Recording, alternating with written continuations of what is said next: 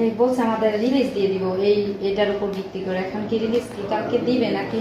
আপনি কত নম্বর ওয়ার্ডে আছেন? আমি 13।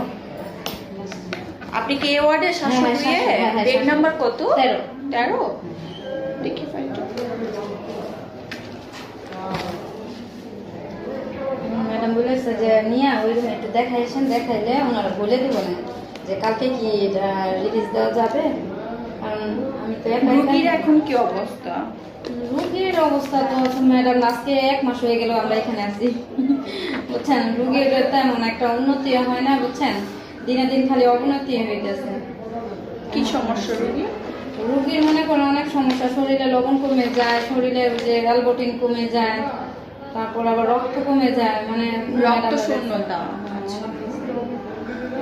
যে ম্যাডামে দেখে উনি তো বলে আসছিল এখানে দেখা যেতে, যদি দেখায় বলছিল যে কালকে রিলিজ কি দিব নাকি, যদি দেয় তাহলে আমার বাসায় কল দিতে হইব যে কালকে আপনারা আইসেন আমাদের রিলিজ দিয়ে দিব, কারণ একা তো আর নেওয়া সম্ভব না। মেডিসিন খাইতে গেলে তো রোগী এগুলা তো ওনার জীবনে উনি মেডিসিন খাইতে খাইতে শরীরের অবস্থা খারাপ বানা করেছে।